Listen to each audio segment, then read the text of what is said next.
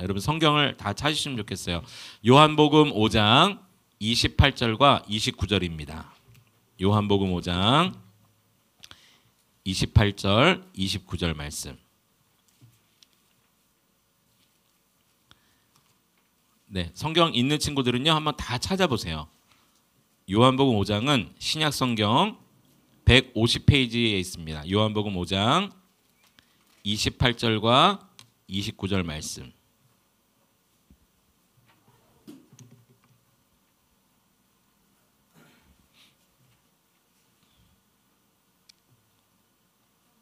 네, 성경 없는 친구들은 앞에 화면을 대신 보시면 좋겠어요. 네, 이 시간 우리가 마음을 모아서 집중해서 하나님 말씀 들었으면 좋겠습니다. 자, 요한복음 5장 28절, 29절 말씀. 네, 싸우지는 마세요. 서로 열심히 찾겠다고 하는 건 좋은데 싸우지 말고. 자, 요한복음 5장 28절, 29절 같이 크게 우리 한 목소리 읽어보겠습니다. 자, 시작. 이를 놀랍게 여기지 말라. 무덤 속에 있는 자가 다 그의 음성을 들을 때가 오나니 선한 일을 행한 자는 생명의 부활로, 악한 일을 행한 자는 심판의 부활로 나오리라. 아멘. 우리 다 같이 아멘. 네, 다시 한번 아멘. 네, 자 이제 핸드폰 모든 거 다 내려놓고 저를 보세요. 네, 저를 한번 주목해 보세요. 여러분 질문 드릴게요. 여러분은 젊어서 어려서 이런 생각 한 번도 안 해봤을지도 모르겠지만 죽음에 대해서 생각해 보신 적 있나요? 죽음에 대해서. 자살 충돌 이런 거 얘기하는 게 아니에요. 그러니까 진지하게. 아, 우리 인간은 정말 언젠가는 죽는데 이 죽음이 뭘까? 여러분 이런 그림 보면 어떤 생각이 드세요? 이게 뭐죠? 네, 장례식 갈 때 이렇게 가면은 있는 국화 같은 거죠. 국화로 이렇게 여러분 장례식 가서 헌화해 본 적 있으세요? 네, 저는 많이 해봤는데 이때 참 마음이 숙연해져요. 그리고 아무 말도 할 수가 없어.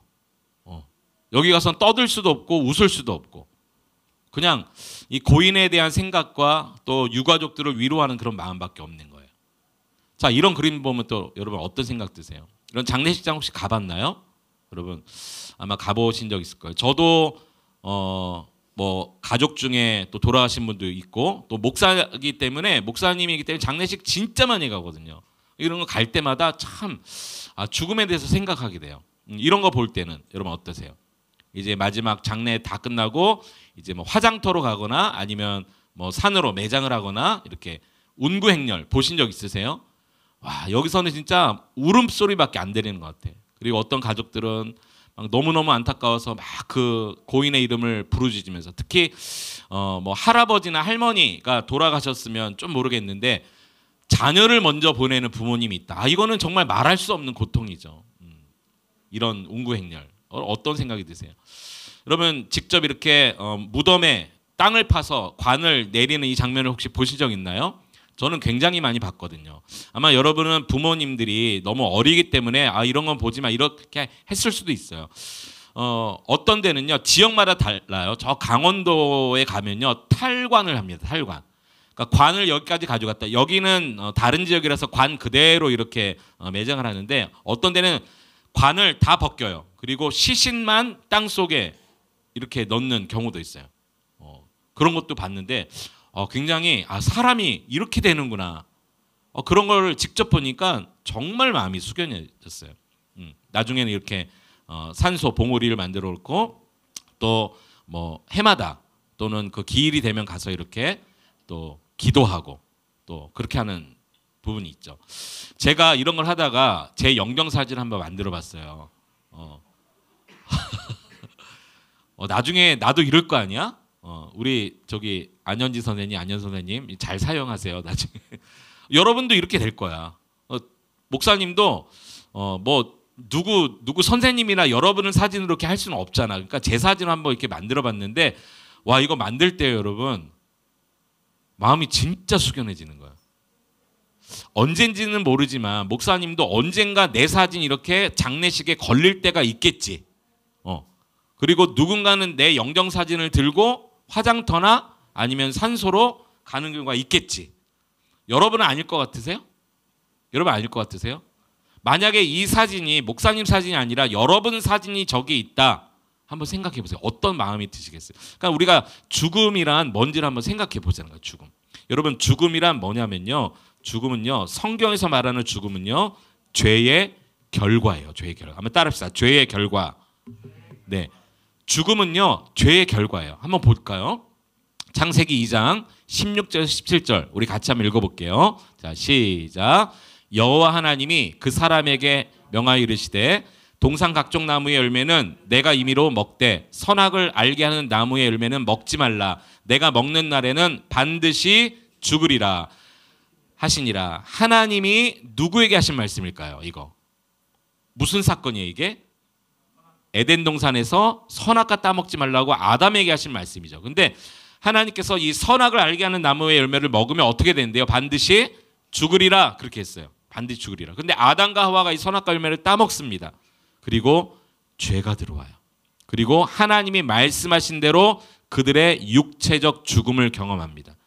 그러니까 죽음은요 죄의 결과예요. 물론 다양한 이유 때문에 죽죠. 어떤 사람은 사고로 죽기도 하고 어떤 사람은 병들어 죽기도 하고 어떤 사람은 나이가 다 많이 들어서 노안으로 죽기도 하고 죽는 이유는 다양하지만 그 죽음의 원인은 딱 하나예요. 죄입니다. 죄. 사람은 죄 때문에 죽어요. 저와 여러분이 죽는다는 이유는 뭐냐면 죄인이기 때문에 죽어요. 이것은 하나님이 정해놓으신 거예요. 정해놓으셨어요. 그럼 죽음 이후에는 어떻게 되나? 죽으면 끝인가? 여러분 그렇게 생각하세요? 아, 죽으면 끝이니까 죽기 전에 마음대로 한번 실컷 먹고 놀고 즐기며 살자. 아니에요. 여러분 죽음 이후면 끝이 아니라 성경은 심판이 있다고 말하고 있어요. 특히 히브리서 9장 27절에 보면 한 번 죽는데요. 한 번 죽는. 사람이 두 번 죽지 않아요. 한 번 죽는 것은 사람에게 정하신 것이에요. 그 후에는 뭐가 있어요? 심판이 있대요. 여러분 사람이 죽으면 심판이 있다는 것을 알고 있어야 돼요. 죽기 전에. 여러분 아직 우리 죽기 전이잖아요. 그러니까 여러분 저와 여러분은 뭘 알고 있어야 되냐면 내가 죽으면 끝이 아니라 심판이 있구나. 심판이 있구나. 이 심판은 천국과 지옥으로 나눠지는 심판인데요. 여러분 그러면 누가 천국 가고 누가 지옥에 가는가? 분명하게 성경은 이렇게 말하고 있어요. 요한복음 14장 6절에 보면 예수께서 이르시되 내가 곧 길이요 진리요 생명이니 나로 말미암지 않고는 아버지께로 올 자가 없느니라. 하나님 아버지가 계시는 천국에 누가 가냐면 예수님을 통과하지 않고는, 예수님으로 말미암지 않고는, 이 말은 예수님을 통과하지 않고는 이 말이에요. 예수님이 아니고서는 천국 갈 수 없다는 거예요. 예수님은 길이요 진리요 생명이신데 그 예수님을 믿지 않고는 아버지 하나님이 계시는 천국에 갈 자가 없다 그렇게 말씀하셨어요. 그러니까 여러분 누가 천국 갈 수 있는가? 예수님을 믿으면 천국 갈 수 있는 거예요. 죽기 전에. 죽기 전까지 믿음을 끝까지 보유하고 있으면 천국 가는 거예요. 그런 의미에서 여러분 이렇게 하나님 앞에 나와서 예배드리고 내가 예수님을 믿습니다. 예수님을 찬양하고 경배하는 이것은 너무너무 중요한 일이에요. 너무너무 귀한 일이에요. 그러니까 여러분 주일날 아침에 목숨 걸고 나오셔야 돼요. 예수 믿는 믿음의 표현이 예배거든요. 그러니까 여러분 예배의 장소에 여러분 누가 엄마가 깨워서 억지로 나오는 게 아니라 목숨 걸고 나오셔야 돼요. 예수님을 통하지 않고서는 천국 갈 수가 없기 때문이죠.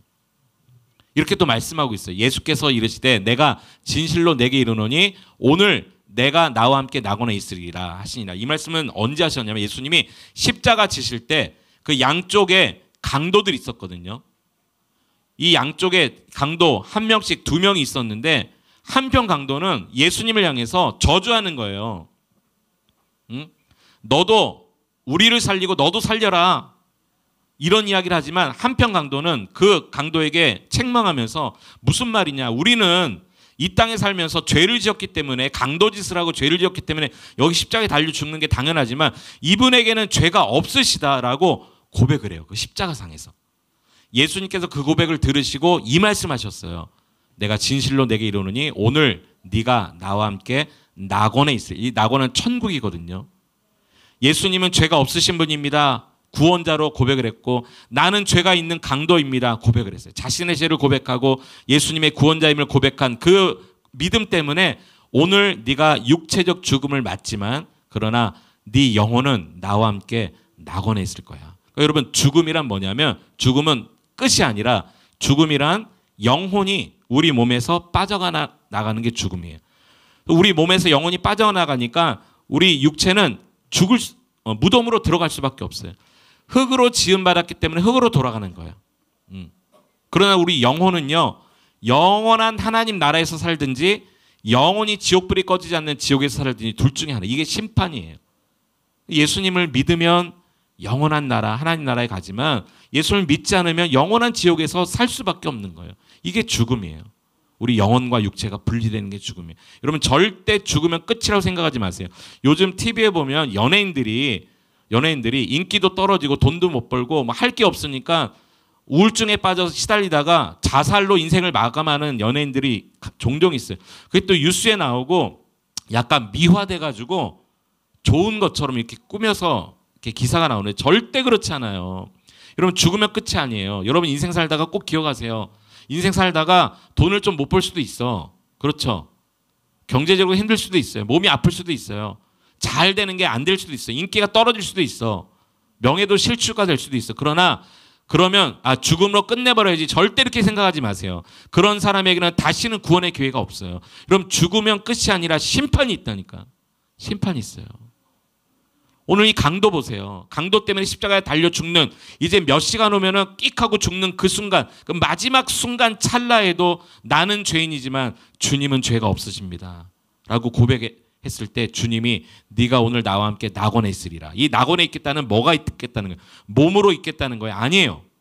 그의 영혼이 주님과 함께 천국에 갈 것이라고 말씀하신 거예요.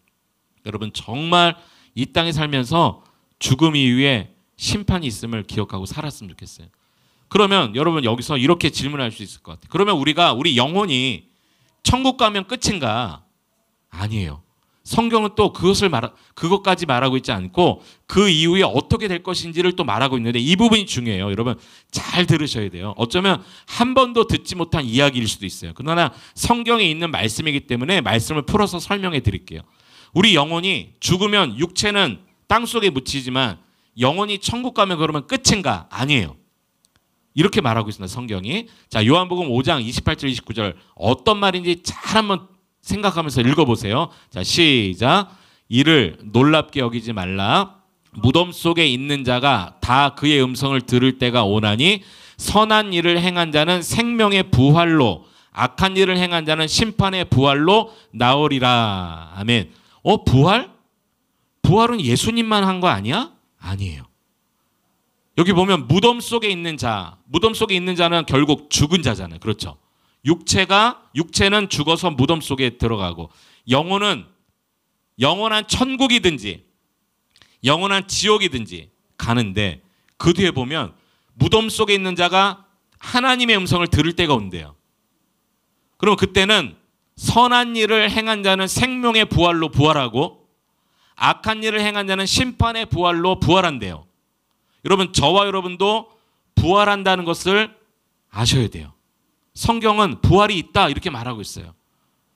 나 그게 잘 뭔지 모르겠는데 그럴 수 있지만 부활이 있다 말하고 있어요. 그런데 이 땅에 사는 동안에 선한 일을 행한 자는 생명의 부활로, 악한 일을 행한 자는 심판의 부활로 나온다. 근데 여기서 말하는 선행과 악한 일은요, 착한 일을 행한 행위를 얘기하는 것이 아니라 예수님을 믿는 행위, 그것을 선이라고 말하고 예수님을 거부하고 믿지 않는 행위를 악이라고 말하는데 예수님을 믿는 자는 생명의 부활로 일어나고 예수를 믿지 않는 자는 심판의 부활로 일어나는데 다음 절 말씀은 이렇게 기록되어 있어요. 고린도서 15장 20절에 보면 그러나 이제 그리스도께서 죽은 자 가운데서 다시 살아나사 잠자는 자들의 첫 열매가 되셨도다. 즉 예수님이 십자가에 죽으시고 3일 만에 무덤에서 부활하셨잖아요. 그러니까 예수님의 부활이 우리에게 열매가 되셨다는 거예요. 첫 번째 열매. 여러분 어떤 나무가 있다고 한번 생각해 보세요. 나무가 있는데 이 나무가 어떤 나무인지 몰라.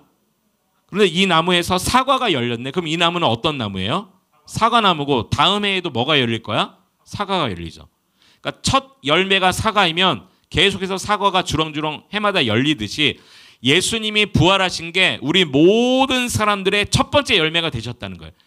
따라서 예수님을 믿는 모든 사람들도 부활할 때가 온다 이렇게 성경이 말하고 있어요. 마태복음 27장 50절 53절에는 이렇게 말합니다. 예수께서 다시 크게 소리 지르시고 영원히 떠나가시는, 예수님도 십자가에 죽으셨어요.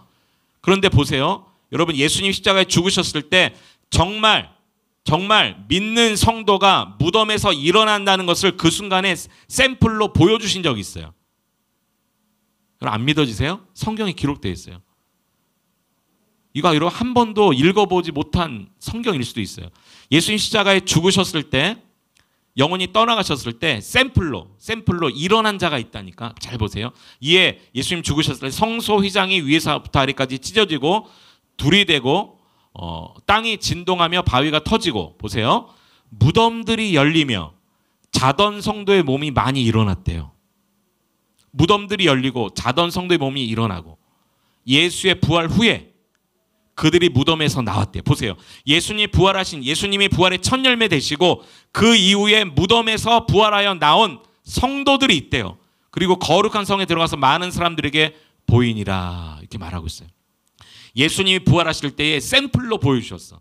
정말 잠자던 성도가 무덤에서 일어난 것을 보여주셨어요. 오늘 우리도 주님, 우리가 언젠가는 죽으면 죄송해요. 목사님 좀 성대가 약해가지고 너무 열을 냈나 봐. 여러분한테 막 부활을 설명하기 위해서. 우리가 죽으면 우리 몸은 어디로? 무덤으로, 흙으로. 근데 우리 영혼은 영원한 천국에 가 있다가 주님 다시 오시는 그때에 우리가 생명의 부활로 일어나요. 그런데 여러분 그때 우리가 오해하지 말아야 될 것이 있어요. 그러면 우리가 일어나면 지금 이 땅에 살고 있는 이 육체로 일어나나?